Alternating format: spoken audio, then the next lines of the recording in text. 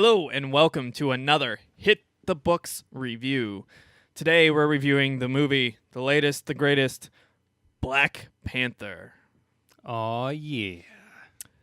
So we saw this movie today. If you're not familiar with our review process, basically what we do is eventually we'll get around to typing up a written review and with official formats and all that stuff. Yeah. But we're trying to give you the fresh reaction, our fresh take. We just got out of the movie. We just got home. We're going to do this, and then we're going to record the podcast for this week right after.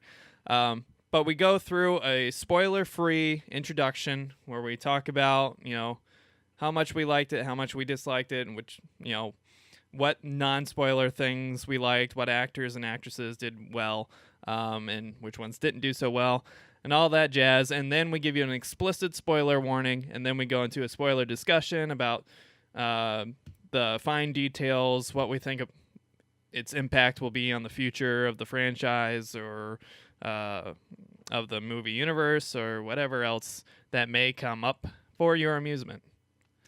Of which there will be much.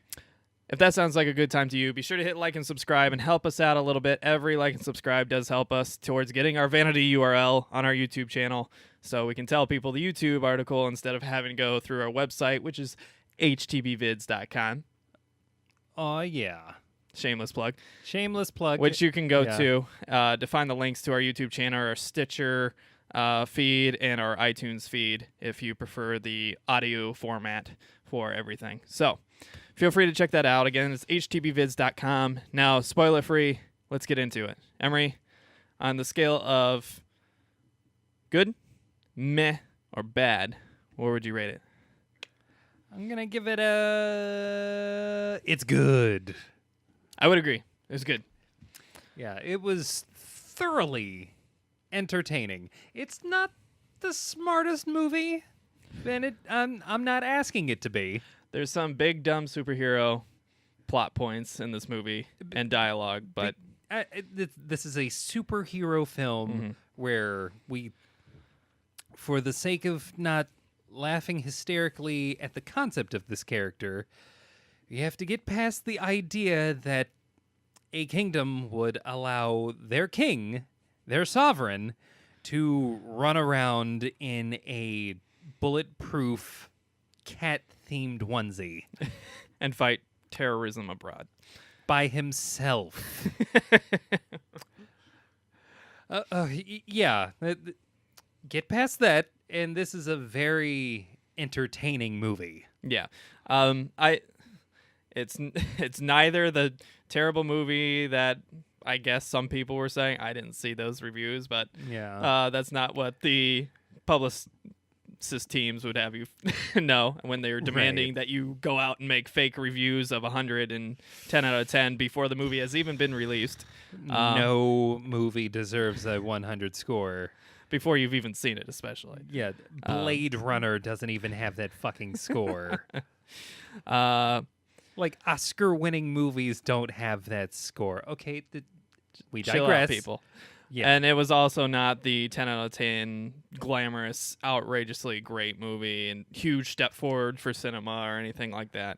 Right. It was what I expected, a solid to good Marvel movie with some pretty cool characters, cool set pieces. That's exactly what I expected from this. I will give out a huge shout out to Marvel and their Marvel Studios, though, because they consistently take these characters that previously I did not give a flying fuck about and made them cool, made them likable, made them interesting. Yeah. So that alone gives it a good rating for me. So great job by Marvel Studios. Great job by all the actors and actresses and the director and everybody involved. What are some things you liked and what are some things you didn't like without any spoilers? Without any spoilers, I will say these scenes are beautifully acted. There's performances. There's a strong cast here. Oh, and they all showed up. The cast is real strong. I mean, oh God, you feel it in just about every scene. There's one character that I thought was a little rough, and it's not his fault whatsoever. Martin Freeman. Right. I'm just so used to him having a British accent from Sherlock and everything else he's in. Everyone is very used to him sounding like a Brit, as he should. That it pulled me out of the movie when he started using an American accent. Now, his counterpart, Benedict Cumbersnooch, being a dick and a cucumber batch. he was less jarring, I think, just because he already talks kind of weird. Right. He has kind of like a sullen kind of for him, fluid quality to his voice already, so Yeah. it wasn't as jarring. But for Martin Freeman, for some reason, just seeing his button-nosed face and and having that context of the past, it pulled me out of the movie for a second. It's like I'm used to hearing him speak British, mostly because of Sherlock, but also to a lesser extent the Hobbit movies. Yeah, and he played the part well. His accent was perfect. It was good. Yeah, it's really good. It was perfect. It was just that expectation when you see that face. Yeah, and you get used to it after a little while. So, yeah, I did get over that. He does it well. Yeah. Yeah. And if he hadn't done it well, that could have ruined his character. But I think he did a pretty darn good job. So yeah, he had some practice with Civil War. So yeah. So what else?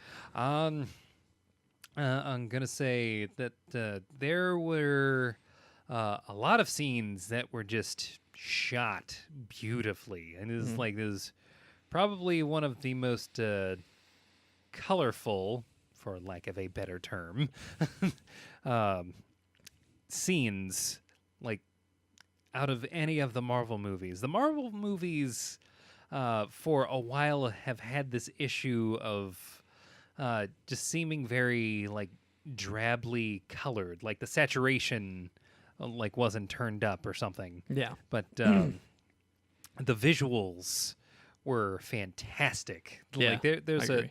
A certain scene which made me think of The Lion King in a weird way. That is like the way that they played with the colors was just like, oh my God. Yeah, and I don't. A lot of people said that about Thor Ragnarok, but for me, the way they did it in Thor Ragnarok was really obnoxious and like off-putting and just like painfully comical. Yeah, it's like not in a good way. Right. That movie, Thor Ragnarok, was a comedy top to fucking bottom, like And a very forced one. Yeah. Yeah. With this movie, like as opposed to Thor Ragnarok, which was very garish and over the top in a lot of ways with their color. Yeah.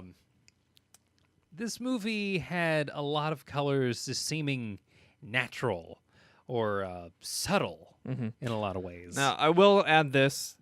I agree with everything you're saying, but with a small caveat. There were some scenes where there was some heavy CG use. Now, for the stuff that was metallic, wasn't bad at all. Not a big deal.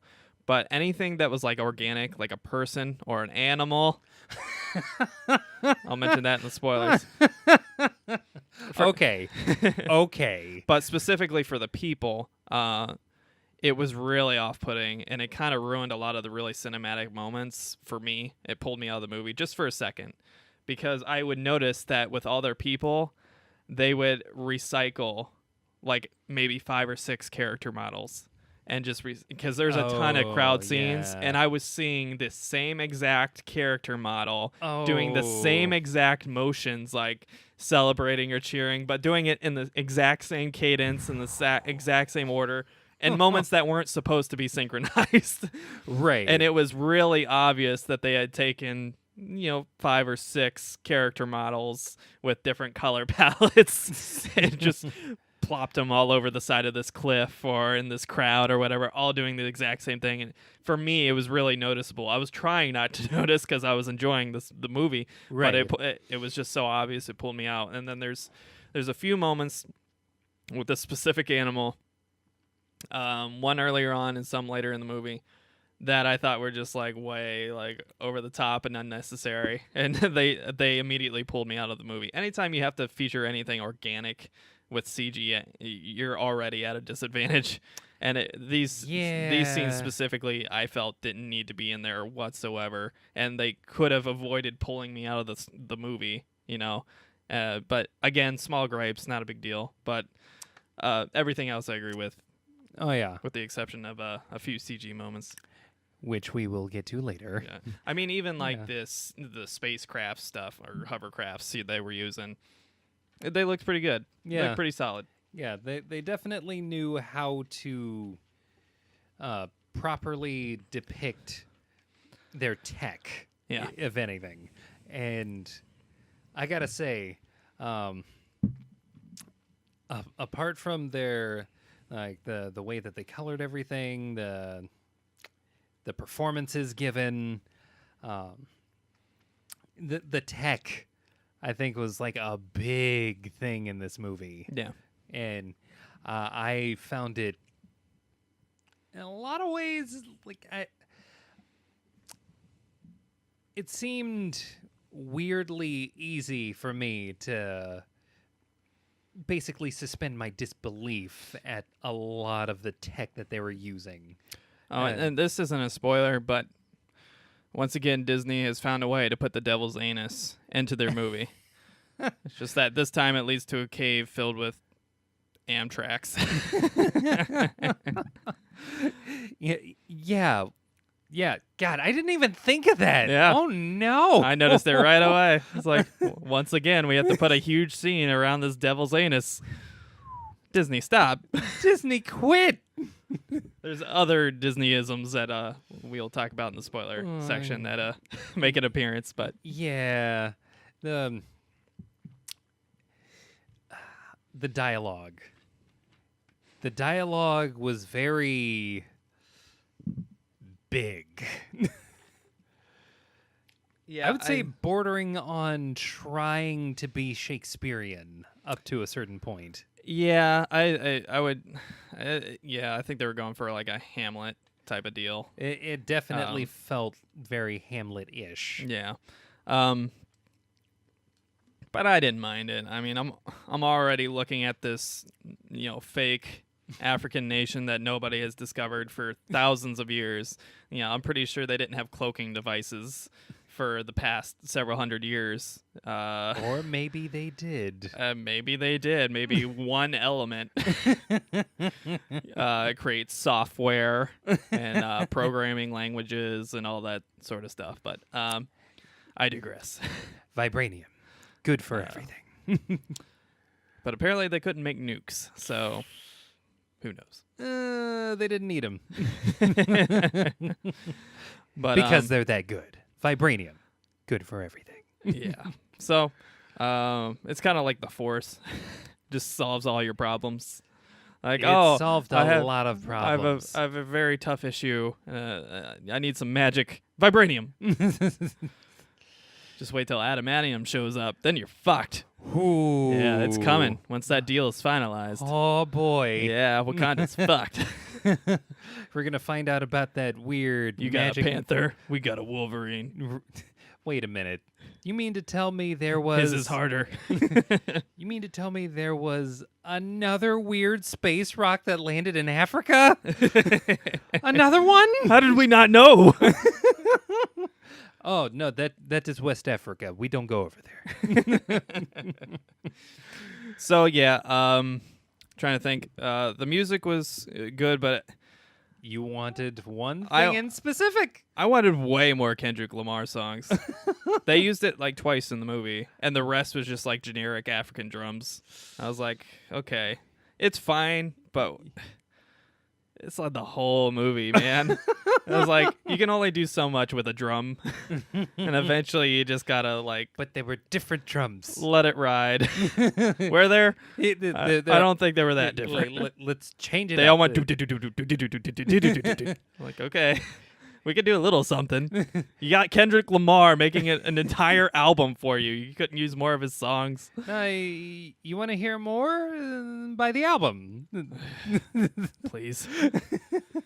But yeah, the audio was really good. Again, the drums were kind of like, well, okay, we get it. It's like if you made a movie that was set in Scotland and the whole time you just played bagpipes the entire fucking time. Like, that would drive you fucking nuts having to listen to bagpipes for an entire fucking movie. All Wait, right? that didn't happen in Braveheart? No, not the entire movie. Fuck. I don't know why. Maybe I just heard that in my head. Only when he was screaming, freedom! Oh, you mean the very end of the movie? Yeah. The only part of that movie anybody remembers. So that's why it's a great movie. Oh, yeah. We It's a remember terrible that one part. I like Mel Gibson movies, but that one was not good. It was like he yelled freedom once and they Historically moved very people. inaccurate. Yeah. There's a lot of people that weren't alive during that time period that they were using. So, It doesn't matter. fuck it. Yeah. So that's a minor gripe again. All my gripes with this movie are very minor, and it's Yeah. just because I can't help but pick things apart. But Right. overall, the movie is still really entertaining. Big, dumb, lovable superhero movie with fun characters, cool characters, great art design, great shots, as you were saying. Yeah. The it was villain. It was edited really well. Yeah, the villain Killmonger did a great job. Oh yeah. Michael B. Jordan. Michael B. Jordan. They found a way to make this guy from Wakanda, but not have the goofy Wakandan accent Yeah. in a way that made sense. Because when I saw Michael B. Jordan reading the lines, I was like, how is he supposed to be from Wakanda? Like, that's Yeah. he's got like a kind of like a slang riddled American accent. Like, did he just not make the effort, or are we just gonna have to Yeah. suspend our belief? But the plot actually addresses it in a really clear way. Yeah. That I liked. I don't know if it's consistent with the comics, but because Uh, again, I never gave a shit about Black Panther prior to this movie. not many people did. Um, Fun fact: Black Panther, the movie that just came out, is based on a character that originated from a Fantastic Four comic. Yep. And another fun fact for you. This I learned from NPR. Thanks, NPR. Thank you. Black Panther actually predates the Black Panther Party, which is known as the protest and sometimes terrorist group Yeah. from the 60s in the United States. And it Black Panther, the character, came out in Marvel Comics 6 months before the Black Panther Party was officially founded. Oh, that was months. Yeah, I 6 thought it was months. years. Yeah. So it's really surprising, and I don't know if there's any association. I looked up an article from NPR where the two founders, the two people credited with founding the Black Panther Party, said there was no association whatsoever. And it was such a shock to the Marvel people, Yeah. Marvel and Atlas, that they literally tried to change the name of Black Panther because they didn't want to be associated with the kind of conflict that was going on between Black Panther Party and white America, Right. And I should say, establishment, authoritarian, Right. 60s culture, America. So They kept the name. they tried to get rid of it, and they used other names, including Coal Tiger. Oh. To name a few. They even got rid of the black in front of Panther at Just one called him point, Panther? and just called him Panther, which we've said a lot of times that we wish certain characters would just lose the black before the name and just bring them into the 21st century. Right. But they said, but apparently it was just so liked that sales dropped immediately when they took away the black from the Panther name, because Black Panther is just a cool name. Yeah. Well, let's It face is it, when you put black in front of anything, it makes it like 10% cooler. And there's nothing you can do about it, so they kept it. It's like there's Yeah. lightning and then there's black lightning. Yeah. Like, oh, shit. It's just dumb. But pretty It's sure like, lightning isn't black. Just Just so you know. Can I have my house powered with black electricity? Can that be a thing? But it's just a really funny and interesting history that for the longest time I thought Black Panther, the character, had arisen from being related to the Black Panther Party, when in Right. fact Black It's the Panther other way around. predates the Black Yeah. Panther Party, even though Black Panther, the character, didn't get a real official lone comic for like a decade after that. He was basically just a side character that would show up in other books Yeah. for years and years and years, and then Just reference Yeah. the him, the country that he comes from, Yeah. the metal that comes out of there. Yeah. So then he started making actual appearances with his own titles in the 80s and such. So some fun facts for you about Black Panther that even I didn't know.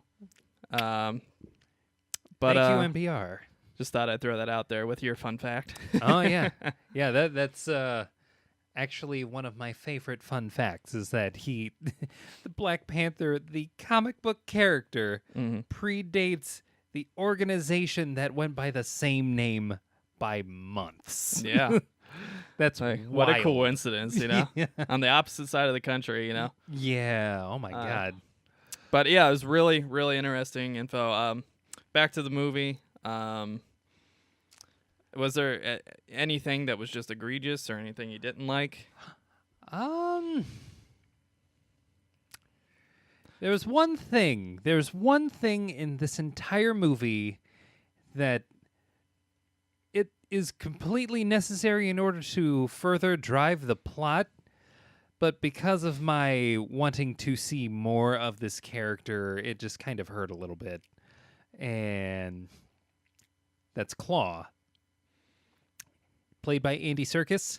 Andy Serkis killed it. Oh yeah, I think Michael B. Jordan's performance was real strong, but I think Andy Serkis probably had the best performance in the movie. I think he killed it. yeah. It was like oh my God. There was something about a sinisterly smiling Andy Serkis that just makes you think. I'm always happy to see him when he's not a CG character too. Oh yeah, because he's such a good actor, but he never gets the credit because he's always playing CG characters and fucking apes and Gollum and whatever else. yeah. I love it when he gets to actually be in the movie as a proper character because he always kills it. Oh yeah, and the Prestige, he actually showed up in that one too. Yeah. Yeah. He was just this perfectly like. When I think of a villain, I think of pretty much all of the qualities that Andy Serkis had to his character. There was like a menacing nature. There was like a there was a subtle deadliness to him in certain scenes, but then like an over the top deadliness to him in like other scenes. It was like there was a sinister glee that he had with like basically everything that he did. Yeah, he was intimidating. He was intimidating in a way that isn't the normal archetype for something intimidating. He wasn't a big, bulking guy. He just seemed like a guy that always had a plan. Yeah. That you weren't sure why he was so confident and so laid back. Yeah. Yeah. It's like there's a thing that he says like when he first shows there's one where he first shows up, and then there's one during like a major scene that he says, like there's something that he says in each of those scenes that just made me think like, oh my God. Yeah. It was it was it was a little shaking, and I agree. I thought I'll talk about it in spoilers. Yeah. But he definitely killed it. Andy Serkis did a great job. They all did. Chadwick Boseman as Black Panther, he did a great job. Michael B. Jordan as Killmonger did a great job in a way I didn't expect. So that just goes to show good writing. Lupita Nyong'o, who is Nakia, she did a great job. Danny Guerrera, hopefully I'm pronouncing that right. She played Okoye. Denai, yeah. Yeah. She was great. Martin Freeman was solid once he got over the American accent. Yeah. Letitia Wright did a great job. Just overall, I mean, even Forrest Whitaker's eye did a great job. It's just a solid cast all around. Yeah, I mean, they a lot of Black Mirror people too. They had more than one. Yeah. They all did their part pretty damn well. So, I think it's a safe place to get into spoilers. Oh yeah. both of us give it a thumbs up. Go see it. It's a good movie. Worth your movie ticket, I would say. Would you recommend seeing it in theaters? Oh yeah, definitely. This is definitely worth your ticket. If you can find this movie in 3D, I would be curious to hear what you people think. I hate 3D movies. I can't stand them. Yeah. I want IMAX. I want more IMAX in my life. I don't need 3D. Just make it huge and all around me. Make it IMAX 3D for me. Ugh, that's the worst. Can't stand 3D movies. It's like all around me, and like I want to feel like I'm in it, but like double in it. Yeah. I completely agree with you. Go see it in theaters. It's worth your movie ticket. It is a bit overhyped, but it's also not a bad movie either. It's not undeserving of your ticket. It's worth the full price. Oh yeah. Spectacle for the eyes, especially. And good writing, great acting. Definitely worth seeing in theaters. Yeah. So it's not a 100, but it definitely deserves your viewership. yeah, I would say it's a solid 75. I'll go as far as to say 80. Yeah, I don't think that's unreasonable at all. Yeah. So, without further ado, let's get into spoilers. Spoiler warning for everybody out there. Spoiler warning. Spoiler warning. If you do not want anything spoiled, do not listen past this point. But please do come back and let us know what you think and whether or not you agree. Spoilers. All right. So this cutout, I'm just adding because I realized in retrospect, once we got into the spoiler-free section, that I came off really negative out of the gate. Just want to clarify for everybody before we get into the spoilers that I like this movie a lot. It was top 10 Marvel movie for me. I give it a solid 75 to 80. Give it a B- out of spite. Spoiler alert for what you're about to watch. Because we're nerds, we nitpick a lot. Yeah, and I think it's funnier to pick apart small details. So Oh, yeah. I Yeah, have a it's like, tendency to be very negative. Yeah, we could praise this movie until the fucking cows come home. Yeah. The point is, it's like we know it's good. Yeah. You probably already know it's good. We just have fun picking apart like the things that maybe you missed. Maybe you probably see on the second or third viewing. So that's that's just what we do. So I'm just clarifying. We get much more positive at the end of the spoiler-free section. Yes, we do. Much more. It's just I just gravitate towards the negative because it's more fun. So just explicit warning. Stick with us. We're not saying the movie's terrible because of the things we're about to say. We're just harping on small details that crack us up a little. Right. So, without further ado, let's get into it. This is the first Marvel review we've done in a while where I didn't say, okay, I got a lot of fucking problems with this movie. I don't have a lot of problems. I have a few problems, and a lot of them aren't the movie's fault. It's more just the narrative behind the character, and that's just from the comics and from the culture.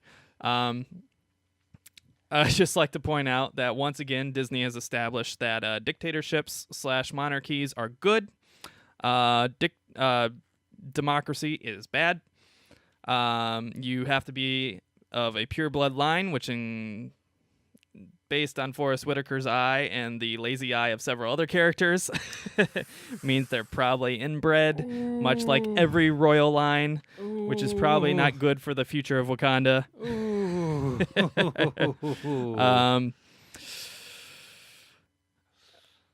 But other than that, yeah, I mean, again, those are things that can't really be controlled because that's the story behind the character in the comics, and there's not a whole lot you can do about that. Right. And I'm just bouncing off of Disney's don't question leadership ever. Even if they're saying something completely stupid that will get you all murdered because they don't want to let go of a easily fixable problem. Yeah, about that. There's been some Disney-isms in this movie. Yeah. There have been some that I've been able, for the sake of this movie, to overlook. Mm-hmm. And there's a couple that I didn't even realize until you mentioned them earlier. The biggest one being, did we really put another devil's anus in a Disney-funded film. In the climax, too.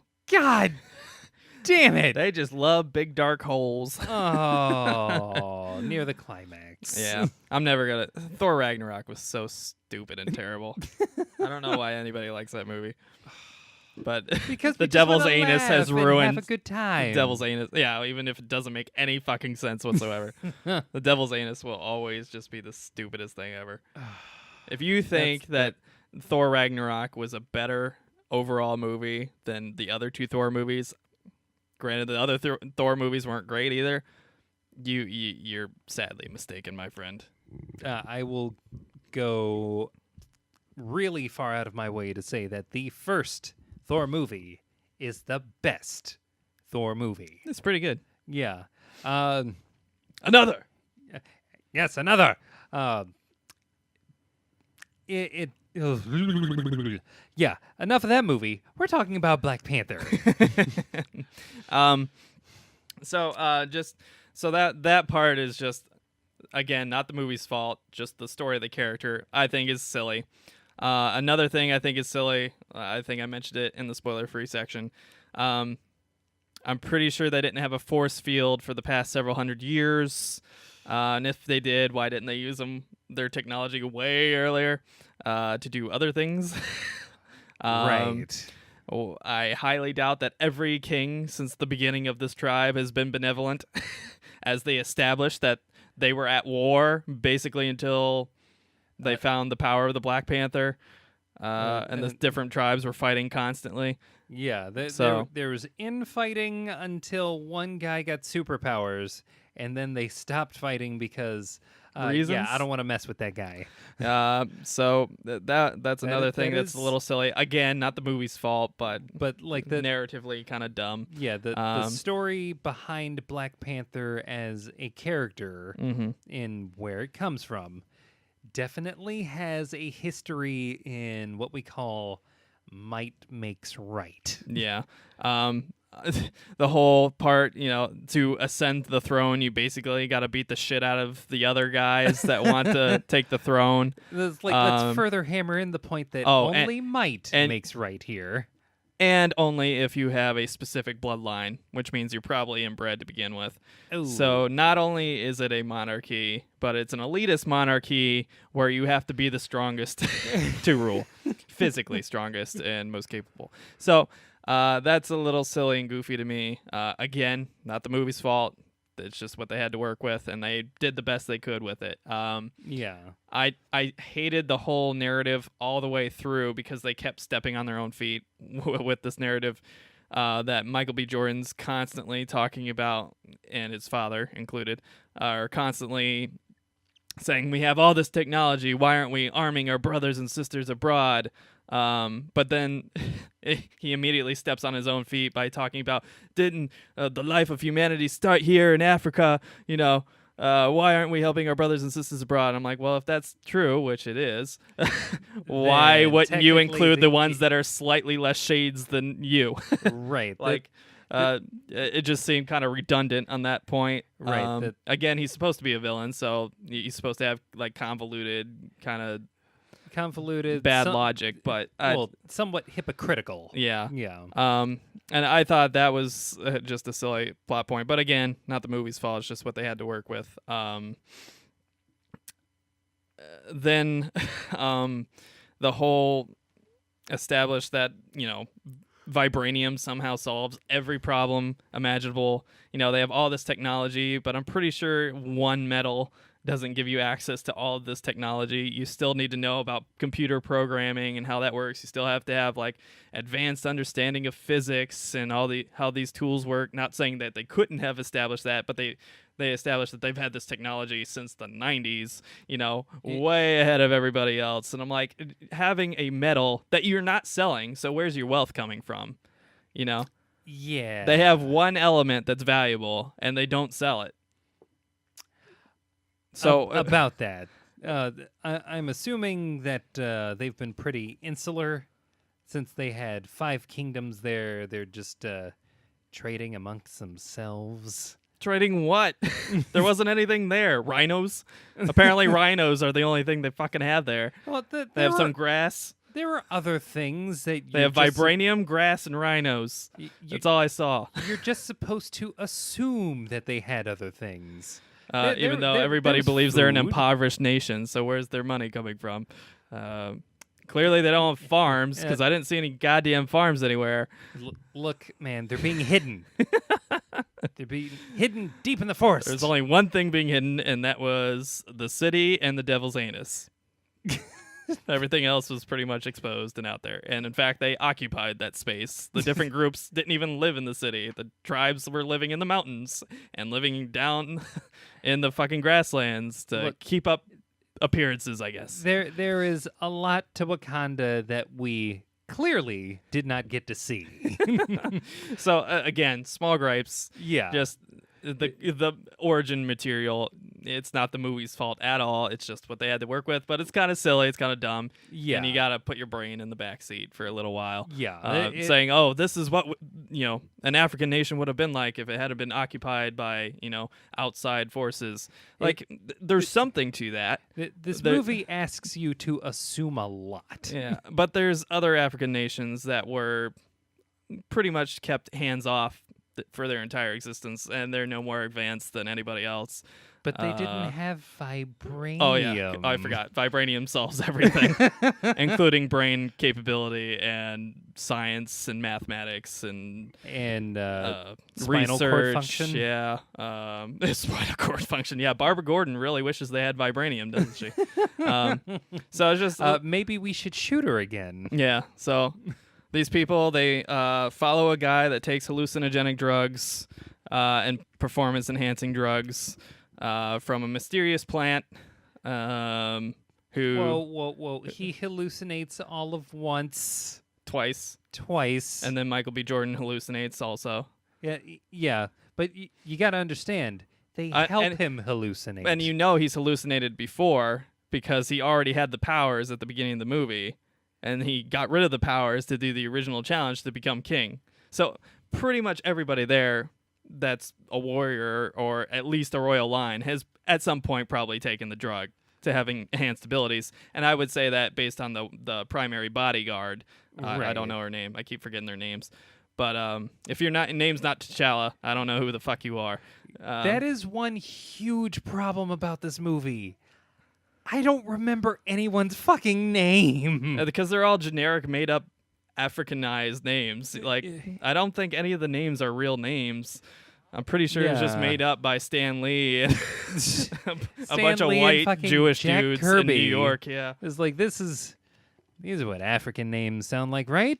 Just a bunch of consonants thrown together with a random vowel in there. Yeah. So fuck it. That being like kind of Michael B. Jordan's plot thread that he's trying to help his African brothers and sisters who, I mean, he's pretty light-skinned. I'm thinking his mom probably had a little mixture in there. Yeah. He's not the blackest. I'm thinking it's safe to say he's not the blackest. You're descended from a few of those oppressors yourself, probably. Yeah. The guy from Get Out, on the other hand. Like of all the people that we... And that was the thing that I think they were continually playing up was the... For Michael B. Jordan, his character was one of intense self-motivation and blatant hypocrisy. Yeah, and here's the big thing that bothered me about him. Like, the source material stuff, you're not going to get around that. I can happily turn off my brain for that stuff and click it back on once the scene starts going. Right. This one comes uniquely from this movie where he's obsessed with this kind of helping the people, meaning black people abroad, rise up against whoever may or may not be oppressing them outside of Wakanda. And that includes Greater Africa, Asia, Europe, the Americas, whatever. But then he brings up the point that all life started on Africa. Yeah, that was a big one. And then he talks about how he even killed his brothers and sisters on this continent. Yeah. And I was like, isn't that kind of defeating the point? Did you really just say that in front of the people whose kingdom you are trying to take? Again, royal bloodline doesn't matter. nakedly evil. So Oh my God. that was redundant and just ridiculous. And then the whole point of him coming to Wakanda to take over, in addition to kind of wanting revenge for what they did to his father, Yeah. was that he wanted to help people outside of Wakanda using the technology and abilities and resources of Wakanda. But this whole movie started with several people, including the king himself, outside of Wakanda, helping their people outside of Wakanda. And by their people, I mean black people abroad. He had spies that they referred to as war dogs. Yeah. And They have spies in every nation, apparently. and they were Boko Haram. I think that's the guy I'm thinking of. Yeah. The group that kidnapped a bunch of schoolgirls and basically raped them and forced them to marry them and strap suicide vests to them and did a bunch of stuff. They have a group of girls that seem to be in a kind of Boko Haram situation. Yeah. And if you're not familiar, look it up. It was a big event. It happened in Eastern Africa. I want to say like 5 to 10 years ago, somewhere in that range. It was when I was in the military, so it couldn't have been 10 years ago. Yeah. But drastically evil guys. He's he's a warlord basically in East Africa and a terrorist. But nobody stops him because the local government can't do shit. Right. And America's tried, but like all of our insurgent wars, it doesn't go so well for us. Right. Because we're a lot bigger and slower and a lot more expensive. So yeah, we need money in order to get going. yeah, it's it's a convoluted situation, but they've already established in this movie that everybody in Wakanda, including the fucking king himself, is going outside of the country to help people. And Michael B. Jordan's whole story arc is how they're not helping people because they didn't help a specific group of people in Oakland in America in the 90s.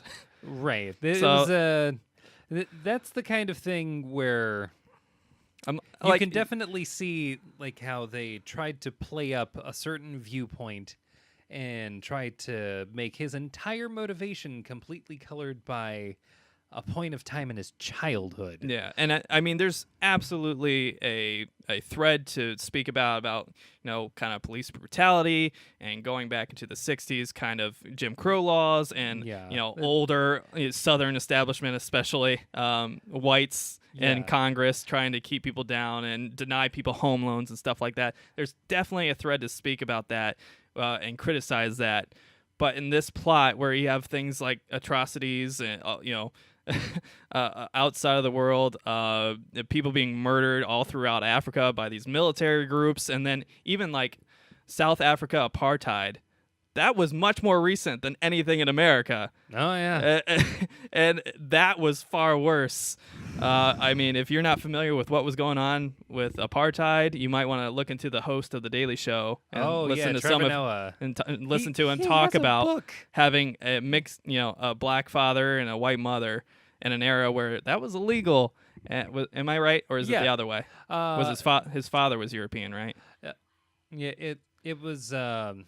His mother was black. Yeah, and his father was European. Yeah, okay. So his father's white, mother's black, and in apartheid South Africa, on the continent of Africa, it was illegal. Right. And they would have been put in jail, and he would have been placed in some kind of mixed race concentration camp, essentially. Yeah. So go read the book Born a Crime by Trevor Noah.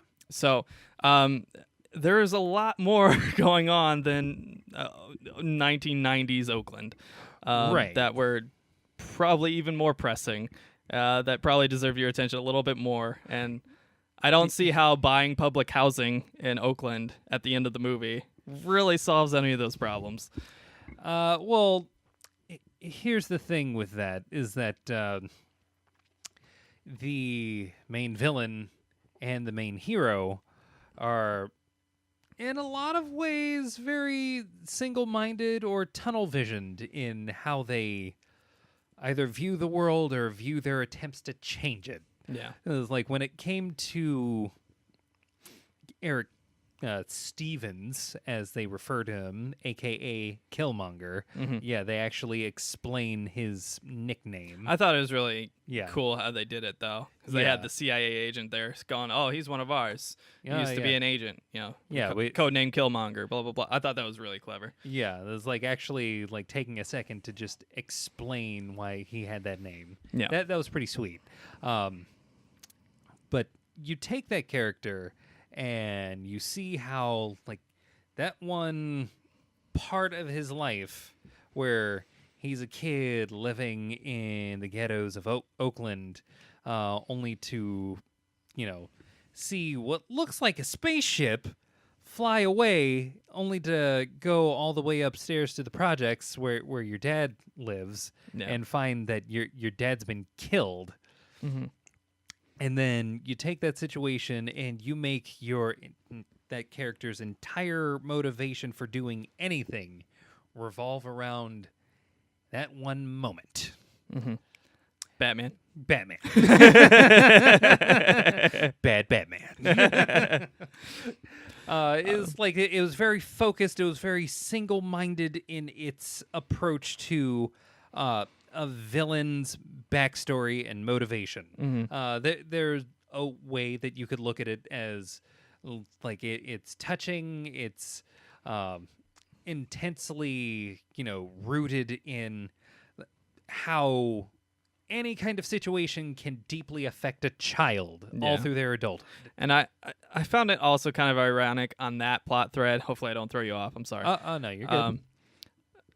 That this whole time, this whole movie, he's been talking about how the oppressors and the colonizers and making all these comments of they're the ones, that are ruining the world for our black brothers and sisters abroad or whatever. When the person that killed his father, the one that did him direct harm, was Wakanda. Yeah. And not only Wakanda, but his uncle. I think there's a little his family. Yeah, there's a little bit of redundancy again there and a little bit of hypocrisy there. Once again, you blame all these outer, infrastructures again that are due a high amount of criticism. Right. But you make it your whole life's mission while at the same time recognizing that it was the king of Wakanda, not only a figurative relative of yours because of your skin color, but a literal relative of yours that killed your father and put your father in that situation in the first place. Yeah, this is the deep issue of villainous hypocrisy. Marvel has been doing this for quite some time with their villains. The biggest one that I can think of would actually be Magneto, like the vaunted most sought after villain in all of Marvel that Disney is trying real hard to get their hands on. Yeah. This is a character who is a Holocaust survivor. Who believes in eugenics? Because he wants to prevent the normal people from doing the same thing that happened to the Jews to mutants, but not realizing the irony and the hypocrisy and how he wants to solve it. Same shit. Exactly. He's doing the same thing. And I think that's fine. It was just, to me, from my perspective, I was like, that's a little silly. Like, that doesn't make a whole lot of sense. But then you kind of get the idea by the end of the movie that Killmonger isn't really doing this for his kind of moral motive. That might be how he justifies it to himself. Right. But he's really doing this just because he loved his father and he wants to see the leader of Wakanda suffer. Yeah, this is all basic revenge. It's like he wants to have a plan in the event that, everything actually goes well and things work. Yeah. Like, he doesn't want to be the kind of villain who's like, oh, I actually did the thing that I wanted to do. What the fuck now? And I just want to point out real quick, apparently vibranium is also responsible for the little space pod holograms that you get to use that the golden people from Guardians of the Galaxy Volume 2 used, where they hopped in a little hologram of a spaceship and flew off in the real one as a drone. Vibranium also lets you have, lets your civilization advanced to the point where a child can fix the spine of a full-grown man, Thor the Dark World style, and just gonna expand. Let's zero in on it, and I'm gonna put my hand in it. Put my hand in the 3D holographic projection that somehow helps. I don't know what the fuck this does. But it looks good, doesn't it? It looks real fancy. So, just, again, a lot of these problems are things that are just the source material, and there's no real getting around of it. Some of it was just how they decided to use that, but I think it was a responsible usage of it because in the end, it did pay off. Yeah. And again, I think this is a good movie. Solid 75 to 80 range. Oh yeah, as extra points because it made me care about a character I didn't give a fuck about. Right. I don't care about this character from some made up country in the middle of nowhere that for some reason feels the need to come to America and fight crime on the street. Right. That's the thing about this movie is that it takes a character who is a king. And just as Americans, we have this thing where it's we're all about democracy and freedom of speech, and it's power to the people. Because this king is so righteous, so benevolent, such a good dude that he yelled at his dead dad for not bringing this kid back to Wakanda. While doing drugs yet again. While doing drugs yet again, of course. This is a movie that actually made a very touching point, although, albeit a bit too focused for its first ending. Yeah. Let's hone in on this one mistake that my dad made, and I'm going to do something good in this one area where we got a little Hamlet-y and my dad killed his brother. Yeah.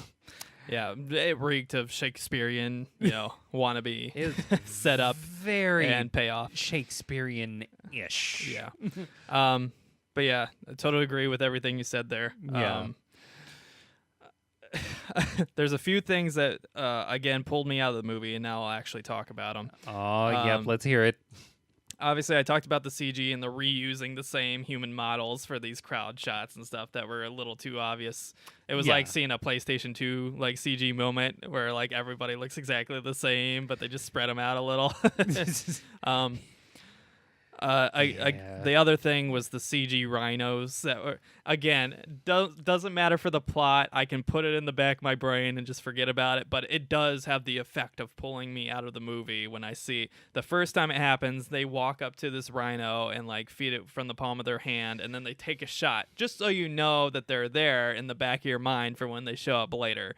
It's the only reason they're in that shot whatsoever. They don't add anything, and I was sitting there you couldn't go to a zoo and feed a rhino on a green screen set or something. You had to CG a big fake rhino that they could feed. I just thought that was a waste of money. Look, man, we wanted rhinos, but we didn't want to spend money on real ones. But it just pulled me out of the movie. Every time they replace something that already exists with a CG replicant, I'm like, ugh. Is that necessary? Is it just because you wanted to give it a bigger looking horn? You're like, oh, clearly we can't do that to a real rhino. Can't put a fucking prosthetic on a fucking real rhino at a zoo. They're not doing much. They're just sitting there. They'd probably appreciate some attention and some food. Will PETA get angry at us if we actually put giant things of metal on them and have someone ride? We're not going to do that. Aww. Because that scene shouldn't have happened. Oh, come on. It was so stupid. And come on, that tribe had the one cool thing. Yeah. And when they were having the fight at the end, I was just like, why? Why do you have to... Everybody has fucking hovercrafts and fucking laser guns and sonic blasters and I fucking... have this horn. And fucking laser shields and shit. I'm gonna blow this horn. But instead you use the bugle to call in a fucking herd of rhinos to ride around. Okay, wouldn't you No, fuck that. Are you what? What? That's retarded. Oh, come on. I just thought that pulled me out. Everything else about that scene, I was like totally down for. Devil's anus excluded. But I was like, oh, come on, guys. Come on. Do you really need the fucking CG rhinos? Yes. Because that's what I hate about DC movies now. It's like everything is some unnecessary CG thing. Like now Marvel's doing it with Thor Ragnarok and to a lesser extent this movie. And I'm like, oh my God, stop with the stupid CG shit that doesn't need to be CG. But those are again minor gripes. They're minor. I got to reinforce. I'm putting a lot of complaints on the table right now, but they're all minor.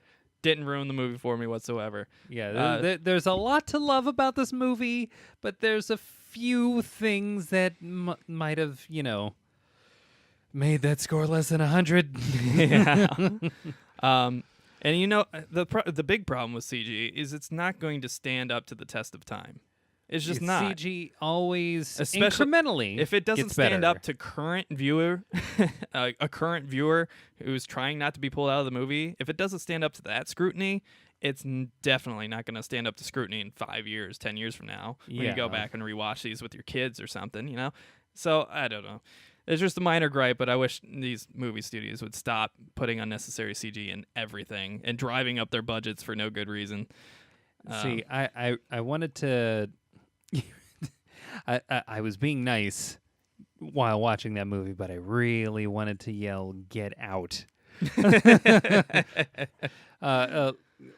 Daniel Kaluuya, the guy who plays, I'm forgetting his name. I think it's Hodari. Main character from Get Out. Yeah. He's in a lot of Black Mirror episodes too. Oh yeah. He's like his Black Mirror episodes are my favorite. Mm-hmm. Especially the American Idol off-brand episode. But when he rides the rhino, I immediately just wanted to yell, "Get out!" Yeah, so that was a little silly. Pulled me out of the movie a little bit. Not a big deal, but it did pull me out of the movie a little bit. This was a big Lexus advertisement, by the way. There's a lot of Lexus advertisements and product placement. Yeah.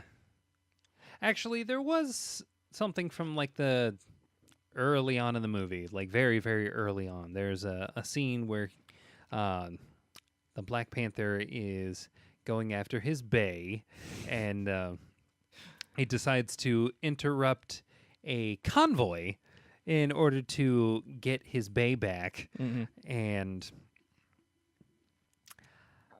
I wish that they had shot that during the golden hour when there was still some sunlight out and not at the dead of night. Well, as a military guy, as a former infantryman, I can tell you right away that anybody with any kind of combat knowledge would not have done what those soldiers did, which is walk directly into the wood line where they have no way of protecting themselves. Like if you're at the sides of the road facing the wood line, he has to make noise coming to you, brushing up against trees and all that nonsense, and then you can just mow him down with your fucking machine gun. But instead, we're all going to walk into the woods and just get destroyed by a stealth Wakandan. Yep. With that magical cat suit of his. But I get it. Movie soldiers never do anything sensible. Like in the fight scene in the bar, they did what every movie like villain does. They grab him by the back of his jacket. Like nobody in a real fight is gonna grab you by the back of your jacket, especially like top tier elite mercenaries. They're not gonna grab you by the back of the jacket to try to beat you up. They're gonna fucking shoot you in the back of the head or punch you in the back of the head or choke you out. But how are we going to get a good look at the guy unless they grab him by the back of his jacket? You know what jackets do? They come off. Real easy. They also tear, and they also don't do any harm to the person wearing the fucking jacket. There are several things that they would have done from behind, but again, it's a movie. It's what they always do in the movies. They grab the jacket or they grab him by the collar like, I'm going to show you, right, instead of just fucking punching him in the throat. Yeah, the gripe that I had with that convoy scene was that because it happens at the cover of night, the unfortunate truth about Black Panther's costume is that black blends in with the darkness exceedingly well. Yeah, I had the same problem especially when they're shooting and there's just a flashing. Right. It's like you can't see anything going on. Right. It was just as bad as like a shaky cam scene or something. Yeah. That's like probably the biggest gripe that I have with this movie was like that I wanted to be able to clearly see what was going on in that scene. See the cool action scene, yeah. Yeah, and I felt like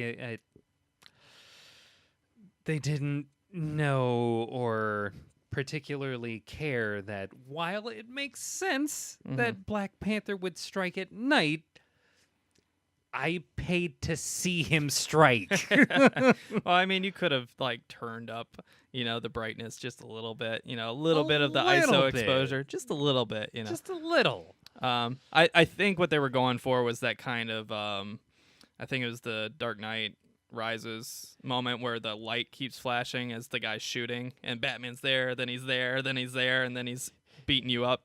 You do realize that without the flashing, like it's just watching Christian Bale in a batsuit shimmy from side to side. Yeah. So I think I wish we could see the real what Batman was really doing during the shooting, where he's just like. See, I'm imagining Christian Bale doing like the MC Hammer dance. It's like, oh boy. I'm going more American Psycho. That actually makes more sense. But there was another thing that really this just pisses me off.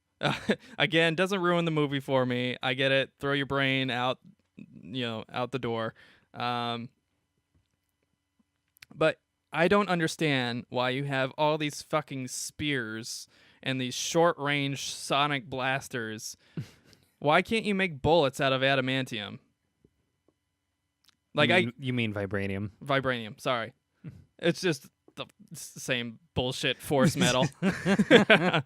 But I get it why you wouldn't use it outside of Wakanda, because then people can harvest it. If you shoot up a place outside of Wakanda, they're going to pick up the bullets and, refine them and weaponize them. We went hard in the paint with melee only. When you're in the country, why are you still fucking rolling around with fucking giant-ass spears when you could just have a fucking handgun that shoots adamantium? But it's like the Indiana Jones solution, Guy comes out swinging this fancy sword, in Egypt, and he just goes, fuck off, and he pulls out his pistol and shoots him and runs away. Like, that was my logic walking into it. I'm like, if you can make these giant fucking spears and these fucking, sonic blasters and all this other shit, why can't you just make a gun? That I'm pretty sure that bullet would pierce anything, right? Am I wrong? We here in Wakanda do not like guns. They are primitive. It would be except for when we put them on our ships to blast other ships out of the fucking sky. Wait, yeah. What? We'll blast people out of the sky with fucking sonic lasers and kill people that way. We'll fucking stab people in the chest with 5 fingers, but we won't shoot them. Like, that seems way easier. Way easier. This is what happens when they obviously don't care about killing people. So why wouldn't you use a gun? These people evolved differently. I'm pretty sure they're still in the rest of the world and they see what guns can do. We are standing on ceremony. I'm pretty sure actually most of this movie is an act of standing on ceremony. But that's what drives me crazy about the Avengers Infinity War trailer. Yeah. Is every time I see that trailer, I'm like, oh, this is kind of cool. And then when they have the crowd rush scene where they have all the Wakandan forces behind Black Panther and Captain America and Hulk, I'm like, you know what would make that really easy? Guns.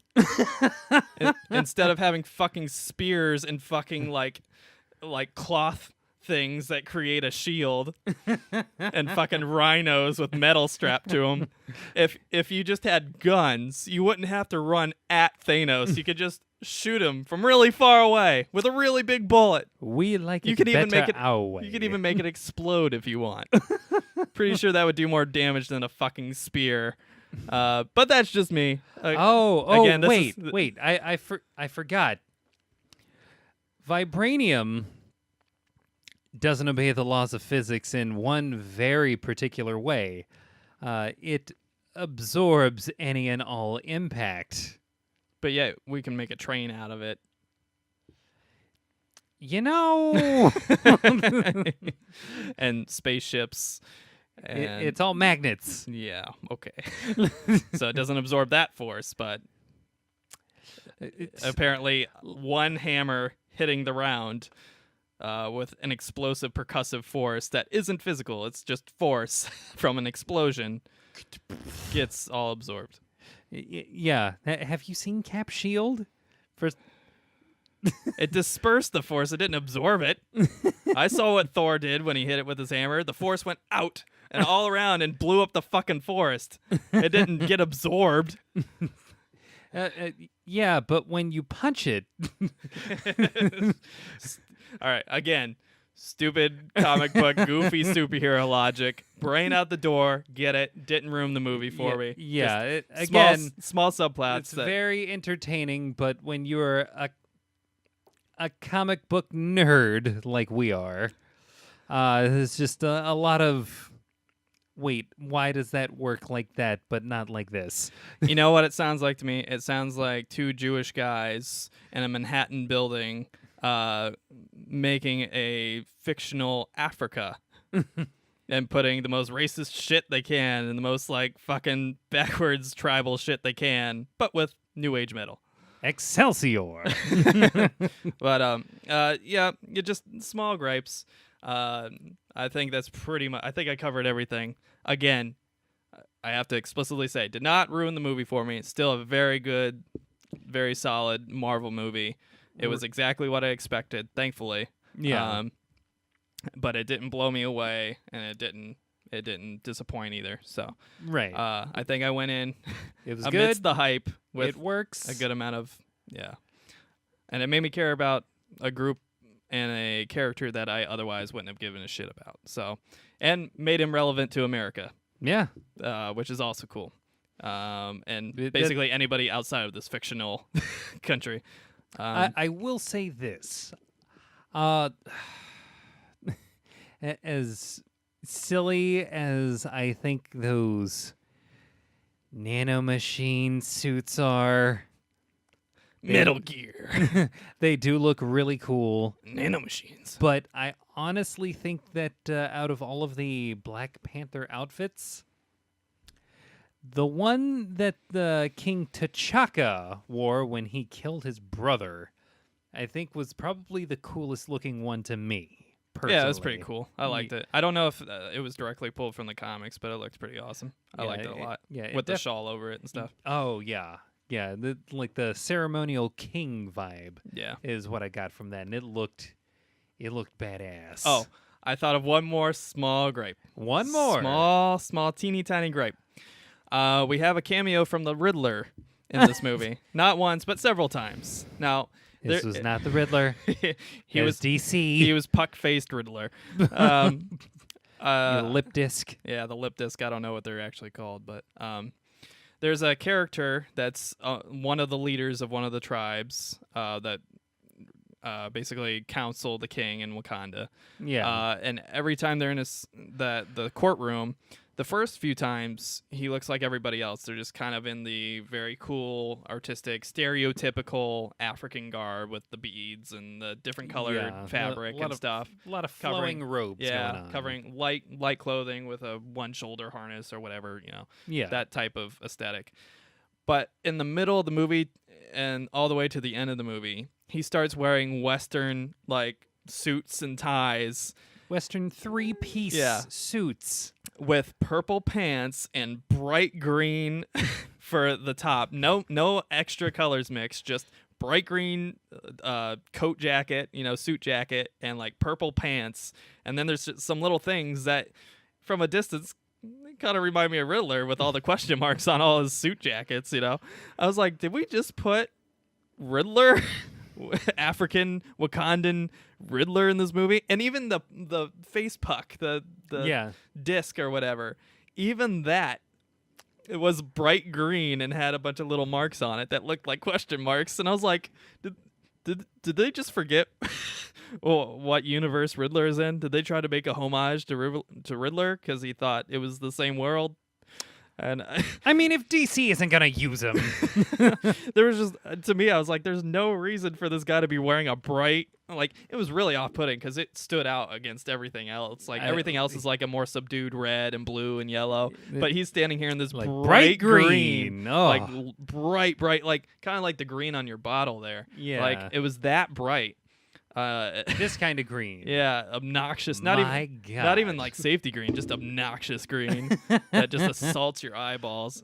And he looked just like Riddler, but with a puck in his face. Yeah, it was kind of ridiculous, but in a way that was just like he's from the fabulous tribe. Yeah, I laughed every single time. I mean, based on the little disc in his face, I'm guessing even with all this technology, his tribe has subscribed to a fashion over practicality mantra for all their life decisions. So we do nothing but stand on ceremony here. So, again, small gripe. I also, this kind of brought up a question to me. When Michael B. Jordan is talking about his brothers abroad and sisters abroad, does he include Aboriginals? That's a really good question. Because if you're going with the skin color mantra, which maybe they are going with, or maybe they aren't, since he's kind of lighter skinned than the rest of the Wakandans. But then there's also like an albino Wakandan at the end as one of the bodyguard people that are fighting Michael B. Jordan. Yeah, I don't know if she was it just was very, very, very light. Okay, we got a lot of American actors in this one. Well, she was like pink. She wasn't black at all. So either she was albino or she was just a white woman that got slipped in the scene. And they're just like, we're out of extras. You want to join? Like, we okay. need more. Because there's like 4 bodyguard women that are fighting Michael B. Jordan's character. And one of them is like pink. And I'm like, we can't have is she albino? Or does she count in Michael B. Jordan's speeches? Or do Aboriginals count? Because they left Africa before even the white people left Africa. And then they settled in Australia. You're separated by an ocean. There's not even a land bridge to Australia. Yeah, about that. Look, man, we didn't have enough African people from Africa. Okay, they did not know the way to Uganda. But you know what Wakandans can all agree about? What was that? Zimbabwe sucks. Zimbabwe does not know the way. So, but yeah, it was. Again, I'm bringing up all these little things to gripe about because I think it's funny, but in reality, didn't ruin the movie for me at all. Overall, really liked the movie. I thought it was really solid. I feel like if I went back on a second viewing, I probably wouldn't feel as strongly because now it doesn't have that first impression of all the plot surprises and stuff. Yeah. But I thought it was shot really well. There's one scene that I really dug after Killmonger takes the throne and he's walking victorious towards the throne, and they start off with the shot upside down and they slowly spin it, and they got a Kendrick Lamar track. One of the 2 scenes where they use the Kendrick Lamar track. They slowly spin the camera as he's walking forward to all the kind of stunned, tribal elders, watching him walk over to take the throne with the Kendrick Lamar track behind it. That was an awesome scene. Like, that scene gave me goosebumps. I thought it was really good. Oh yeah, I love that scene. And it wasn't the only scene that like really like left an impression on me. Like the scene at the end where he takes him to see the sunset, as he's dying. That was a really cool scene. And you can't.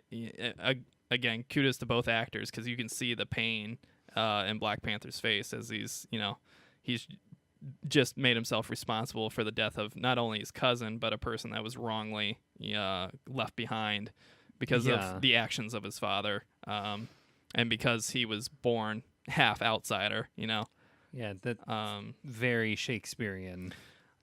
So that was a really stunning, cool scene. I just really liked a lot of what they did in the movie. They made Black Panther not only cool and a good addition to the whole Avengers universe and the Marvel universe, but they also made him likable and made him human. And it wasn't like a fake, like forced way that, we criticize a lot of the kind of new age comics where they're trying to diversify, but what they end up doing is just kind of replacing a current existing character and making a convoluted story where they don't have any struggles and they're just great at everything from the outset. This Black Panther, he struggles. He doesn't know how to rule properly. He questions himself the whole movie, including when he's on drugs and talking to his dead dad. He questions his decisions and all his discussions with his bodyguard and his sister. He doesn't even have an easy time in both the ritual fights. One ritual fight, he gets his ass handed to him. The other ritual fight, he gets beat up pretty bad before he gets lucky and gets a leg lock on the guy. So he had a really cool character dynamic, and I really liked him. And I thought Boseman played him perfectly. I thought he did a great job. Oh yeah. There was just a lot of moments where I was just like, wow, that not only did that look cool, but it made sense for what the context, which is something I think Marvel stumbles upon sometimes. Sometimes they do something purely for visual effect, and then it doesn't make actual sense. Right. This time it actually made sense, and DC's guilty of this by far, far more. Yeah. But in this context, I think they did it really well. When you put the bullet thing out of your brain and you just roll with them using spears and shawls. So it was really cool, really neat, really dug a lot of scenes. There's several more scenes that I want to go into, but what was like really stuck out to you in this movie? What left a lasting impression for you? Lasting impression. I will agree that the scene where Killmonger ascends the throne, that I don't think I'm ever going to forget that scene. Yeah, that scene was awesome. Yeah. Gave me goosebumps. I loved the fight too, where he takes off the shirt and shows all his scars. And yeah. Even though the context, I even killed my brothers and sisters on this continent. I'm like, ooh, that kind of negates your point. But the part of that fight where it's towards the end of the fight, where he's just asking all of the people who are watching, "Is this your king?" Mm-hmm. While he continues to beat the shit out of him. Yeah, and my favorite thing about this movie is it recognizes that their system is flawed. Yeah. It shows them explicitly, your system is flawed. This person exists because your king, that was just, because he was the strongest and most popular among the elites, made a big mistake, left one of your own behind, killed his brother in secrecy, and led directly to this happening. And now he's going to dethrone your king, challenge your current king that you put all your faith in and believe in. And because he's stronger. And you can't do anything because you adhere to these outdated traditions, these, kind of, for lack of a better term, tribalistic traditions. Yeah. And I thought that was really clever. And he shows them how easily it can go wrong and how easily it can be upset. And how, not everybody is going to be benevolent and wise. Right. And everybody is flawed and everybody can make a mistake, especially when you're in charge of an entire nation. Oh, Unfortunately, they get rid of all that great stuff when he just ascends the throne again and does what he wants. But yeah. I thought that was really, really cool. And something that I wish when, final victory had been achieved, that they had done something else, been like, clearly our system and our traditions are flawed. The Black Panther plant is defunct now. It's all destroyed. We used the last little bit to give you powers again.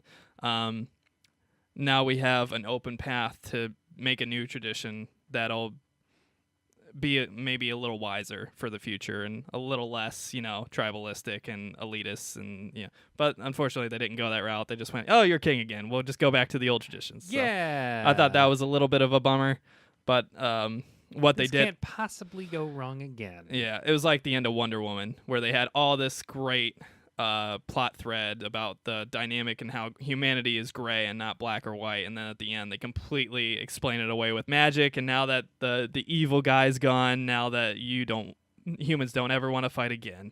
And there was Right. never war Let's again. go back to the black and white thing. Yeah, and that's what I think they did with this ending to a lesser extent, and that kind of bummed me out. But leading up to it, they did an awesome job. I loved what they did with the whole Michael B. Jordan and his father dynamic, where his father saw what was going on the streets of Oakland, and that was his only context, because he was in America, in this very specific part of America, spying, and you could see he was actually starting a terrorist group. He had a bunch of weapons hidden in his walls, and he had stolen vibranium from his own people and was selling it to a dealer who was not black. Yeah, just like to point that out. Again, hypocrisy. Yeah. But it made for a really cool and interesting dynamic. And then when the brother pulls the gun out, and there is one scene that I will also kind of always stick with me, is this is after he wins, but before he takes the throne. The scene where he himself gets to have that hallucinogenic moment. Yeah. He goes under, takes a drug, and then goes back to that one spot. Talking about Killmonger, right? Yeah. Yeah. Killmonger goes back to that project in Oakland where he found his father dead. Mm-hmm. And the conversation that he and his father have was just like, God damn. Yeah, it was pretty good. And I love how they did the thing where they made him a kid again, and then they brought him back to adulthood, while he's talking to his dead father. I like that they showed him opening the panel on the wall to get the journal, which illustrates that even as a kid, he knew what was going on, and he grew up in a household he was witnessing people prepare for war, essentially. Yeah. Which is another dynamic that I think might be lost in, the kind of hype machine and outrage machine that's going on in the media. Yeah. The real story, I think, in this is, this child grew up in a virtual war outside of his own people's country, with a mother who was American and a father who was Wakandan, or foreign, right? An illegal immigrant, if you will. And a dynamic that was probably extremely traumatizing even before the murder of his father, by his uncle. Yeah. So I think that's a really cool plot thread and dynamic that I think a lot of people might overlook or might not appreciate. And I think what that scene you're speaking to, the hallucinogenic scene, I think that just perfectly accented it and reminded the audience at the end of the movie, right when they needed to be reminded of the trauma of that event. Oh yeah. And then his father saying those lines about, they didn't even cry for me, those sorts of things. They didn't even remember me. And I thought that was that was really intense. That was really heartfelt. Oh yeah. I do want to say one thing about the father scenes. I knew from the first scene we saw him that he was Forrest Whitaker, the guy in the back. I knew immediately he was young Forrest Whitaker because they found the perfect actor for him. Not only did he kind of look like him, but he had the lazy eye. A little bit. And I don't know, maybe he was trying to do that on purpose, but I knew immediately. I was like, that's Forrest Whitaker. I was like, they're not going to surprise me with that one. And sure enough, it was Forrest Whitaker. They even had him wear purple then, too. Yeah. Only so that he could wear purple like in the current day when he's Forrest Whitaker. Yeah. So I thought that was cool. I like the dynamic that they had spies and counter spies for their own spies. Oh yeah. It just shows, how much they were in the whole ecosystem. And maybe that's one way to explain like their advanced technology. Maybe they have, just like countries like China sent people out throughout the 80s and 90s to steal blueprints and patents from companies so they could take them to China and recreate it themselves. Maybe it was kind of like that kind of international espionage where you're stealing ideas for technology and weapons on top of already having an established identity with your technology and vibranium and advanced, research and secret, like having advanced weapons tech, but then incorporating these foreigners. What do you call them? Oh, computers. Yeah, because their hovercrafts look exactly like the kind of shield ones, except instead of big giant fans, they have little energy things. Right. Like all the tech with the suits making themselves looks exactly like Tony Stark's, tech suits when they start creating themselves, but with digital stuff.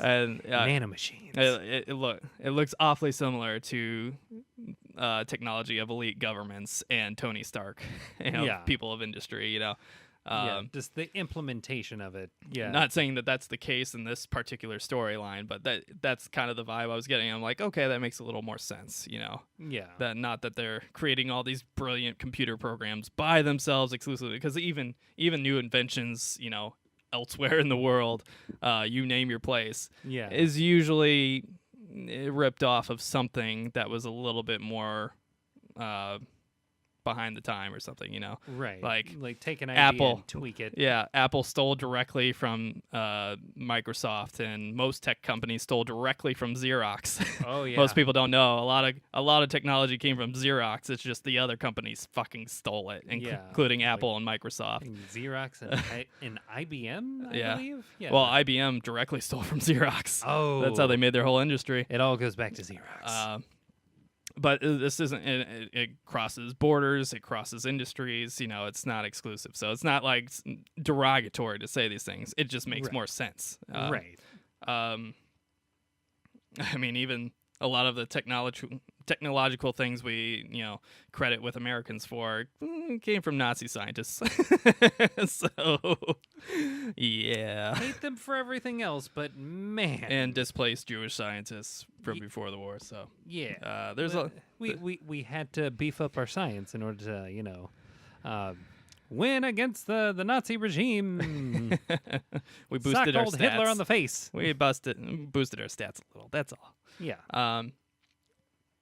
But yeah, there's a lot of cool dynamics in there. I think it was really cool how they subtly kind of drew some criticisms of even American politics today, where they're talking about whether isolationism was the best practice when you have these resources, when you have this technology, when you have this ability. Is it the right thing to keep yourself isolated and protected, or is it the better thing to go out and try to make the world a better place in some way, shape, or form? And then there was kind of the counterbalance to that, where Michael B. Jordan's character wanted to do that and then some, causing kind of warfare. And I think earlier in the movie, Black Panther says something along the lines where yes, but when he's talking to Michael B. Jordan's character, I think directly, where he says, yes, we would like to do that, but not everybody should be ruled by Wakandan standards. Not everybody can be ruled by Wakandan morals and blah, blah, blah. And he's right, And I think they were trying to draw a really clever, really subtle criticism of how America's policy, often with good intentions, much like these characters, go out into the world and maybe intentionally, sometimes not intentionally. I mean, even this Martin Freeman's character, alludes to it when he's talking about his CIA practices and what Killmonger did. He destabilized countries in an effort to make their country a little safer, and their people a little safer, maybe. Maybe. But it was a really clever and really subtle criticism of kind of American policy. What puts it at its best is when it goes out to try to aid people and help people, and when it's at its worst, it's destabilizing people and supplying weapons and creating a war machine. And I thought that was brilliant. I thought it was really well done. I thought it was really clever, and I hope more people again acknowledge that and not the kind of like moral machine, the moral high standing. Today I sent you a picture on Google News. One of the first posts that was on there was from get this right, the Washington Times, which I think kind of has a reputation for being pretty liberal. Usually. Not that that's a bad thing, but just for context. Their headline is Black Panther packed with action and diversity, dash, but no gays. Even a movie that is being celebrated for being diverse and iconic and giving people that aren't basically white Right. something to look up to and aspire to, and something to enjoy, and maybe compare themselves a little easier to. Even that isn't enough. And I'll read you now. They have something to the article, but I'll just read a little caption of why this article formed in the first place.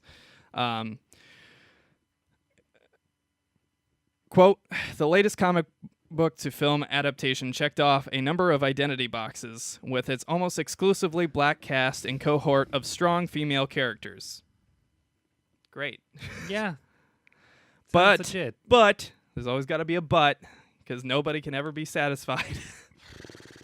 But filmmakers ditched a lesbian romance subplot from the original movie, prompting an outcry from the LGBT community. Actress Florence Kazumba stroked the flames of outrage when she revealed that scenes of lesbian flirtation, not even action, just a flirtation scene, filmed during production were left on the cutting room floor.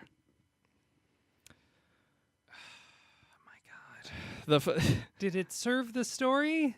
Quote, Probably not. Quote, the final result that we've seen, there were a few scenes that had been cut, Miss Kazumba told Vulture. Different scenes also. They didn't make it into the movie for certain reasons, and at that point I have to say what the reason is I can't tell you because nobody told me about what scenes were in the movie or not. So I'm pretty sure her comment was completely innocent. She wasn't trying to make some right, big moral narrative, in a movie that is being celebrated for being diverse and a standout feature, not only in the Marvel Universe, well, except Blade. Yeah, except Blade. But also overall in cinema. And I just thought it was so silly that, again, we had awesome plot devices in this movie, awesome messages to take home and contemplate, criticisms of America's, foreign policies and what is the moral right thing to be complete isolationists and nationalists, or is the right thing to do to go out and influence in a positive way, and what defines a positive way? Is it supplying war mechanisms to groups of people we happen to morally identify with so that they can wage war against the ones we don't? Yeah. Or is it better to just supply productive aid like healthcare centers and education and, housing? Is that the better approach, which you kind of allude to at the end of the movie when he goes to Oakland? Yeah. There's other criticisms, criticisms about American culture, about how it's disproportionately affected black people in America, and not only America, but abroad, and more closer to home, meaning Wakanda.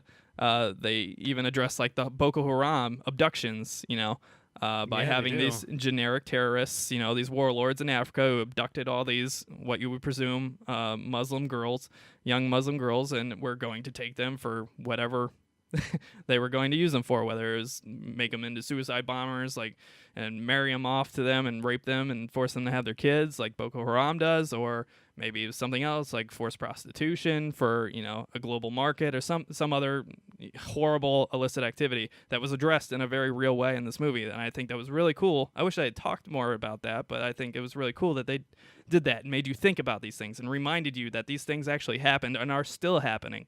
Yeah. There's just all this great material in this movie. Even the plot with Killmonger, talking about him, being a young CIA operative and the kind of trauma he's experienced throughout his life, growing up in a household that was ready to wage war on the streets of Oakland. Seeing his murdered father laying dead and bleeding on the floor of his home in Oakland. Growing up extremely impoverished and probably feeling like an outsider, because not only was he not completely Wakandan, but he was also not completely American. Yeah. So it's just a lot of really cool dynamics and a lot of cool things they addressed, and a lot of great creativity, specifically in the writing and the cinematics. And I think those points are being completely forgotten and completely lost in all this kind of, moral, I don't know, chest thumping, hooray, we got a diverse cast. That's great. But there's really, really good writing in this movie. And a lot of it comes from the director himself. And I think there's just such great work from the actors and actresses and the writers and the director and even the music. I mean, they did a great job overall with this movie, and there's so many cool things to think about and consider, and I think it's all being lost in the wind to the kind of social media and media bullshit that always has to happen when you have anything that's even remotely that's always going to be a problem with this, is that if you're making a movie, specifically one of this type, then there's going to be a lot of basically audiences on all sides that you're going to want to please. Yeah. Unfortunately, it's impossible to please all of them at the same time. And I honestly believe that nobody's even really upset about this bullshit. Oh, they're just finding the next fucking thing to jump on board with and shout from their pedestal and their soapbox. You know, either that it's just or an it's a excuse. very, very small minority that's bringing up this as even an issue. Yeah. So again, it just goes to show no matter what you do, you're never gonna make everybody happy. So just try as you might. Stick to your guns and give it a shot. And if it doesn't work, it doesn't work. Right. But yeah. Is there anything else you really wanted to mention? Bring up? How about implications for the greater Marvel universe? I read some reviews on this before seeing it. They're like, well, one of the greatest successes of this movie is they avoided the Iron Man mantra that all the Marvel films have trouble avoiding. And I don't think they did at all, because the first after credits scene, he does exactly what Iron Man does and goes, hey, this is Wakanda. This is what we can do. I'm Black Panther. What's up, guys? I'm ready to help you out. Right. He doesn't go as far as to say that he's the Black Panther. But everybody knows. Come on. I mean, anyone who knows anything about Wakanda, which was pretty much no one until now. Which I don't buy for a second, but okay. You have all these operatives, but none of them were ever compromised. Because they're Wakanda. Right. Okay. Yeah, it has a lot of Iron Man isms in the fact that it is a hero who is in secret right up until the end for the most part. He's also kind of fighting a Black Mirror image of himself at the end. That's kind of an Iron Manism. Yeah. He fighting a villain that looks and fights exactly like you. Iron Man 1. Yeah. Ends by revealing everything. Iron Man 1. Has a strong, independent woman who don't need no man, who ends up being very comfortable with having the main hero as their man. Iron Man 2. Let's talk about a bunch of advanced technology that nobody else has. Iron Man. Yeah. It's all Iron Man. Even like the subplot about sending weapons and munitions abroad. Iron Man. Yeah. It's all not ripped off, but very similar to Iron these Man. These are themes from Iron Man that were like, okay, let's flip the script on this theme a little bit. Anybody or giving let's it do this extra one a bit more points. subtle. Anybody trying to give it extra points for getting away from the Iron Man aesthetic is completely wrong. Yeah. There's so many comparisons to Iron Man. It's not even funny. He's basically Iron Man and Batman as a king in Africa. we're gonna mix these two and add in some original elements and Black Panther. But anything else you can think of? I'm trying to think of something else. I really think that we covered just about everything with this movie. Yeah. Really good implications for the greater Marvel universe. Vibranium is now probably available for the right price, I'm guessing, which will probably lead to new Bucky arm and new Cap shield. And more new things for whenever we have a swell new villain who comes along and decides to have a bunch of minions. He's probably going to deck him out in like vibranium covered everything. Now, if you had guns, you really wouldn't have to run at him. You'd just stand like way back there and just shoot at all his minions. But our metal is weird. This is like, what are we okay. going to make our bullets out of? You know, catapult maybe? Catapult? Like advanced. You can make a fucking laser shield on your shawl, but you can't make like a catapult-like device that can launch a big explosive round of vibranium. I don't know. That is not how our metal works. Okay. I feel like there's our metal is special. I feel like if you can solve all of these other problems and have all these cool technologies, you can probably do it yourself. But Also, we're not just going to like shoot our metal at them. We're gonna throw it so that way we can go and pick it up later. yeah, you can throw it with a spear. Doesn't stop that energy. No. Shut up. Science. Also, wouldn't that mean like anytime it impacts anything, it wouldn't do anything? So all of your physical weapons with vibranium are worthless because all the force is absorbed into the weapon and not displaced into the object you're hitting. Yeah. Shut it. Physics. Physics is weird. Comic physics. The fucking Spider-Man in Civil War clearly points out that vibranium does not obey the laws of physics. It's basically, it does what it wants. It's like nth metal from the DC universe. It does what it wants. We do what we want. But yeah, greater implications. Vibranium is out there. They know that there's a lot of it now. Wakanda is open to the world and now contributing to the world instead of being completely isolationist. Might be good, might be bad. The CIA has a direct link to Wakanda now, which I'm sure they'll use. Yeah. Black Panther can now just become an Avenger like I'm sure he's always wanted. Yeah, because, I mean, if there's anything a king should be doing, it should be fighting crime abroad. Right. In his bulletproof catsuit. But also, yeah, can I just say for a second that for literally half a second, instead of using the finger claws, we got to see knuckle claws. I didn't notice. Probably because it was darkly lit. Oh, okay, great. This is like right before he is about to pick up Claw out of like a flipped over car. It's like he does this for a second and then he goes, "Oh no, fuck it, I'm Black Panther." Yeah. I would just like to also note that if you're white, you're not welcome in Wakanda unless you're missing an arm. And or you've been shot in the spine. well, he wasn't welcome. They didn't want him there.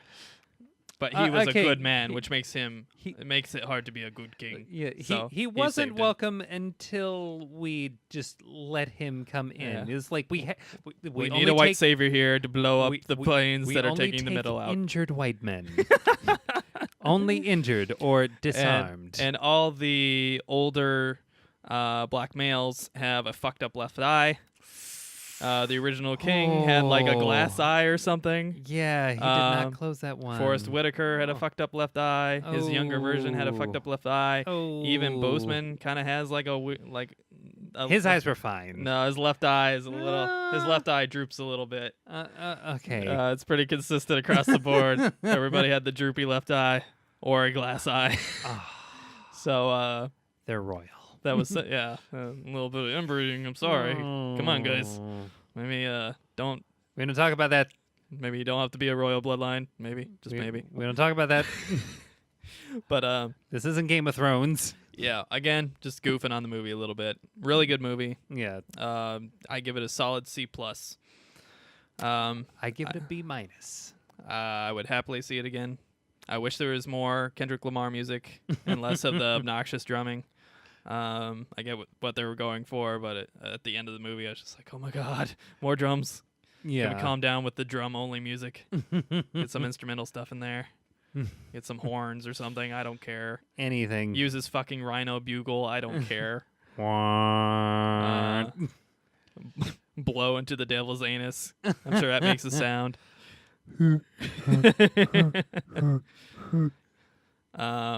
If aboriginals are included, use a didgeridoo. I don't care. We already got a fake trailer for Dundee, so. I want a real trailer for Dundee. Not that one. That looked horrible. I was so scared when they did that. Oh, come on. Nope. Come Nope. on. You can't do that to Crocodile Dundee. You don't want to see a movie where I would watch Crocodile Dundee 2 before I watched that movie again. Ugh. Oh, That looked horrible. I'll take it. So overall, go see this movie if you haven't already. Yes, please. Please let us know whether you agree or disagree with our opinions and our observations. I'm going to do a little cutout just to warn people at the beginning because I think I was really negative at first and might have given the wrong impression. But yeah, again, really like the movie. Solid C+. Good addition to the Marvel Universe. To me, it was like better than Ant-Man. Not as good as Iron Man 1.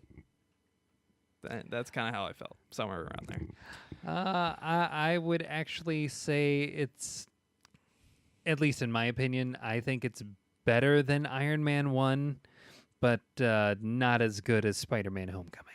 Well, nothing's good as Spider-Man Homecoming. That was the best Marvel movie out there. So you're saying it's the second best Marvel movie? I would say it's in the top 5. I'd say top 10, definitely. Maybe like 6 or 7. Maybe, probably like 8. Somewhere around there. I would say that the first Avengers movie, the Marvel's Spider-Man movie, and I mean, to me, Captain America: Winter Soldier. Yeah, to me, Captain America: Winter Soldier, Avengers, Spider-Man, like you said, Doctor Strange, I thought was better. Iron Man 1, I think, is better, in my opinion. You don't agree, obviously. Yeah. That's 5 already. Guardians of the Galaxy, the first one, which is like my second favorite Marvel movie. So that's 6. So it's already dropping out of the top 5 for me. I would actually, at least for me personally, say that this is slightly, but not much better than Guardians of the Galaxy. I put Civil War above this movie. I wouldn't. Wow. I wouldn't put Civil War above this movie because going back and watching Civil War, I saw a lot of similarities between that and Batman v Superman. But you mean done well? Yeah, pretty much Batman v Superman, but done Jolly better. Rancher Eisenberg and terrible CG everywhere. Let's never go back. Let's never go back there. Martha! Which I actually like that scene. So all the scenes you could like from that movie. I thought it made sense. He was shocked that he was screaming his mother's name, not realizing that his mother had the same name. I get it. It's corny because it's a comic book trivia question and blah blah blah. Like, it made sense for all the nonsense that was occurring up to that moment. That was the one moment that actually made sense. Granted, the better thing to do would go save my mom, save Martha Kent specifically. Martha Kent. But when you're saying he knew Superman was Clark Kent at that point, right? Am I mistaken? No. Okay, maybe that's why. So It makes Yeah. even more sense. If he didn't know he was Clark Kent at the time, then saying save Martha Kent, and he couldn't get the Kent out because Batman was stepping on his fucking throat. That makes more sense. So I think You mean this human has been raising this alien this whole time? I think Batman wrecking shit when he goes and saves Martha is a great scene, and I think that scene had emotional impact for me. And I think, yes, it's corny because it's comic book trivia, but I didn't think it made sense, unlike the rest of that fucking movie. Okay. The result of that scene I thought was cool with the Batman wrecking shit. Yeah. But I'm never going to like that Martha scene. I'm never going to do it. I liked it. Only part I liked of that entire whole fight scene there. The That rest of it movie was stupid. So much wasted So bad. potential. I And really that, wanted you know, more of Superman. Just being on trial. reminded of how bad DC has been lately, I'm gonna give it a B-. Black Panther is now a B-. B-. I'm boosting its score because I'm angry with my own fan base who are Worth demanding it. more Zack Snyder, and I'm like, no, they shouldn't even do the stuff they're doing now without Zack Snyder. No, what are you thinking? It's just stop. But yeah, great movie. Go see it. Hit us up on Twitter at HTBVids if you want to. Hit us up on our YouTube channel here. Leave some comments below. We'll try to respond to you. Talk to us on Facebook at /HitTheBooks, facebook.com/HitTheBooks. And remember, you can find the links to all of our content and all our podcasts and all our reviews if you go to our website, htbvids.com. And there you'll see buttons for everything you could imagine from us. And then in the menu, you can see our previous covers and variant covers of the week from the podcast. If you're not familiar with our comic book podcast, there's all sorts of stuff there for you. There's no ads on it, so you're not going to get a fucking virus or a million pop-up ads trying to click through the website. It's very simple, very straightforward. So feel free to check that out and give us some feedback and let us know what you thought. B- is from both of us. Oh, yeah. Mine boosted from a C+. I'll give it an 80. The minimum B-, just out of spite for my own franchises. But it was a very, very good, very solid Marvel movie, and I'd happily see it again if I got a free ticket or something. Oh, yeah. And I don't regret spending the $10 on the ticket or whatever. So go see the movie if you like the Marvel Universe and you like cool, kick-ass superhero movies that make you think a little bit. And maybe on other things make you throw your brain out the door. So, until next time. Until next time. Bye-bye. I bless the rains down in Africa. You know that's sung by a bunch of white dudes, right? Okay, I'll sing their other song. Hold the It's line. the colonizers. Doom, doom, doom, doom. Love isn't always on time. Yeah, this movie's late. All right.